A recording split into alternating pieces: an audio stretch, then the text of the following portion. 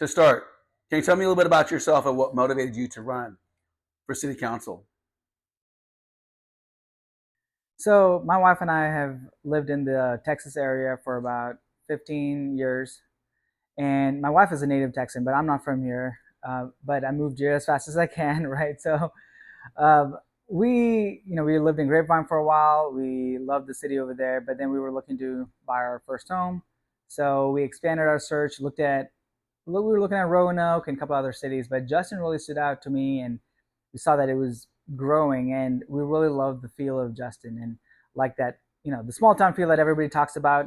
We kind of were attracted to that as well, and so we moved here in 2020 in the middle of COVID and everything else. We bought our home, and we love our neighborhood. We love the people over here, and we really got to know people and got to be plugged in a little bit in the city. And so the opportunity came up where there was a vacant council position because someone had resigned. And so someone told me, hey, you should run for city council. And I was like, what? No, me, I'm not that kind of guy. That's not me. So that was my first response, right? So, but then I thought about it, and yeah, I did some research on what it takes to be a council member, and it seemed kind of interesting to me, even though my first reaction was no. And I think my initial hesitation was really campaigning because I don't, that's really, I guess, not my thing. I'm not the kind of guy that likes to brag and talk about, I can do this and I can do that or make promises. That's not me. So, but the job itself was really interesting, and what it entails, like what city governance entails, that kind of fascinated me. And so I did more research, and I decided, you know what, let me just go for it. So I ran for that unexpired term for 1 year. I lost that, and the funny thing is, initially I was like, I don't really care if I win or not. I'm just gonna put my name in there, you know, on the ballot, and let's just go for it. But losing sucks, and that I was like, man, this sucks, So, but the next year, that term, the full term, came up again for election, and so I was like, well, let me give it another shot, and I tried again, and I didn't really again hit it hard on the campaigning like normal campaigns.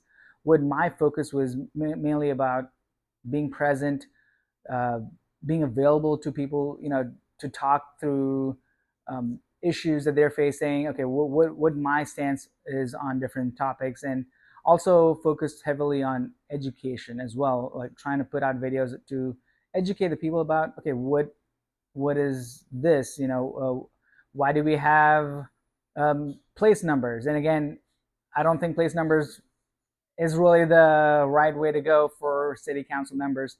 I think really should be at large. But so I put some videos out there, and that's really that was one of the motivations. And also, we felt like we really need to be involved in our city, in the decisions that are made.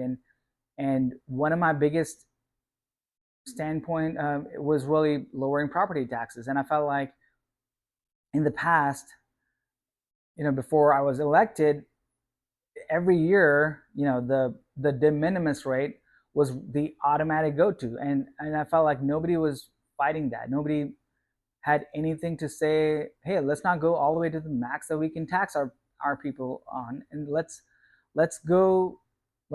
find a medium point between what we're currently taxing them and what the maximum rate is. So, and I felt like, okay, there's no one fighting for that either. So that was a big point for me. And obviously, looking at bringing more businesses to the area. I'm a business owner myself, and I love kind of an entrepreneurial visionary, and so I felt like my experience in business and managing people would really be beneficial in helping the city grow the economic part of it as well. What accomplishments from your last term are you most proud of? I think the biggest accomplishment, if you will, would be really being that hard stance on the property tax, like I just mentioned. Now, I wasn't able to get it down to the rate that I wanted, But I felt like because of the pushback and really arguing on this stand on keeping taxes low, I felt like we were able to meet, at a midpoint. And every year, the last 2 years, I've fought on that, and that's, if I get reelected, that's going to be my number one thing, is to make sure that we're fiscally responsible. And I think, it's pushing to look at everything on the budget, not just go with what we've approved in the past just because it's on the budget. And then, every year our property values go up, and so every year the city gets more money. And yeah, I'm not saying we need to keep reduce the tax rate to, give the city less money. We want growth. We need money. There's obviously inflation, costs are higher, and so how can we manage that strategically and balance that?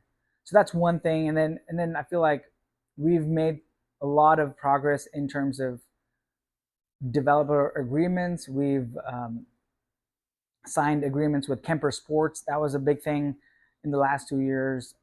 Revitalizing our recreational facilities. A great project in plan.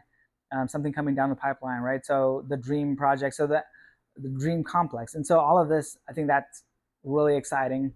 We have some other major developments. We've expanded the city limits. We've annexed more land to the west of us, and so that's growing our tax base. Again, a couple of ways we can make sure the tax rate is low, but also we're expanding in terms of more developments.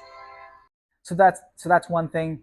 Now we're also looking at all of these new developments coming in, and so keeping the property tax rate low is one thing, but being able to bring more development, but manage that properly, being able to bring more businesses in here, commercial development, and that's really what will help us balance the tax rate, balance our revenue, increase our revenues all at the same time.